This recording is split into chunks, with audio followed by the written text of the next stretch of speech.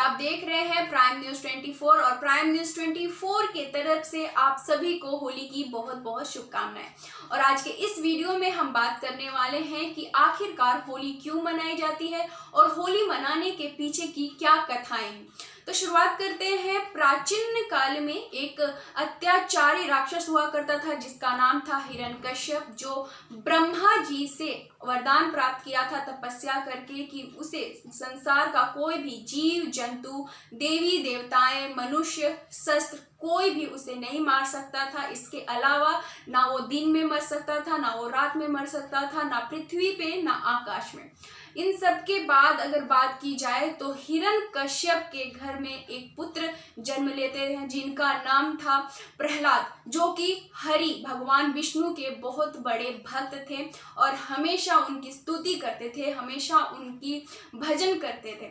जो कि हिरण्यकश्यप जो राक्षस थे उसे बिल्कुल भी पसंद नहीं था कि वो उसके सिवाय और किसी का भी स्तुति करे, किसी और का भजन करे, पूजा पाठ करे। वो चाहता था कि वो सिर्फ और सिर्फ उसका ही, प्रहलाद जो थे सिर्फ उसका ही भजन करे, हिरण्यकश्यप का। लेकिन बार बार मना करने के बावजूद प्रहलाद जो थे वो नहीं माने और भगवान विष्णु के लिए हमेशा स्तुति करते रहे, हमेशा उनकी भजन करते रहे, जिससे हिरण्यकश्यप जो है वो काफी ज्यादा परेशान हो गया था और प्रहलाद को मारने की भी कोशिश की। खाई से, पहाड़ों से धक्का देने के बाद भी जब भगवान विष्णु के जिस तरीके से आशीर्वाद से बार बार प्रहलाद बच जाते थे, इससे वो परेशान हो जाता था और बार बार उसकी जो ये कोशिशें थी प्रहलाद को मारने की वो बार बार बेकार हो जा रही थी। इसके बाद जब हिरण्यकश्यप की बहन होलिका जो थी वो अपने भाई के पास जाती है, हिरण्यकश्यप के पास जाती है और बोलती है कि भैया आपको तो पता है कि मुझे वरदान मिला है, एक चादर मिला है मुझे, जिसके बाद मैं अग्नि में बैठ जाऊं तो मैं नहीं मर सकती हूँ। तो मैं, आप कहो तो मैं प्रहलाद को इन सुविधाओं के साथ मैं उसे मार सकती हूँ। और योजना बनाता है हिरण्यकश्यप प्रहलाद को मारने के लिए। इसके बाद होलिका जो है एक अग्नि में जाकर वो चादर ओढ़कर प्रहलाद के साथ प्रहलाद को गोद में लेकर बैठ जाती है। लेकिन भगवान विष्णु के आशीर्वाद से वो चादर जो है प्रहलाद के ऊपर चला जाता है और होलिका बिना चादर के हो जाती है और वो वहीं अग्नि में भस्म हो जाती है। जिसके बाद होलिका दहन मनाया जाता है भारतवर्ष में।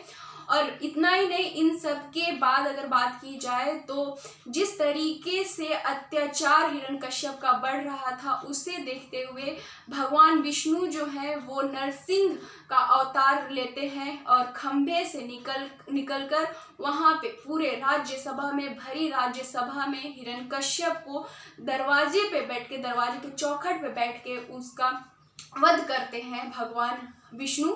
जिसके बाद ये होली का त्यौहार मनाया जाता है। कहा यह भी जाता है कि जिस तरीके से होलिका दहन मनाया जाता है फागुन पूर्णिमा के दिन, ये हर वर्ष मनाया जाता है मार्च के महीने में।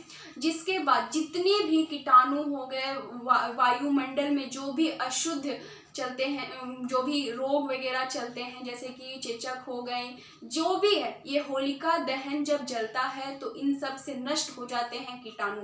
ये भी एक वैज्ञानिक तौर पे रीजन है इस होलिका दहन का, जो कि काफी ज्यादा प्रसिद्ध है। पूरे भारतवर्ष में बड़ी धूमधाम से होली मनाई जाती है। तो ये थी इस होली मनाने के पीछे की कहानी। आप सबसे यही अनुरोध है कि कोरोना संक्रमण को ध्यान में रखते हुए अपनी जो भी है यहाँ पे जिस तरीके से देश भर में, पूरे देश भर में कोरोना मामले बढ़ रहे हैं, उसे ध्यान में रखते हुए अपना स्वास्थ्य का ध्यान रखते हुए होली मनाएं और स्वस्थ रहें आप सभी। और ऐसे ही देश दुनिया के तब तक के लिए ताज़ा तरीन और लेटेस्ट अपडेट जानने के लिए हमारे चैनल को लाइक, शेयर एंड सब्सक्राइब करना ना भूलें।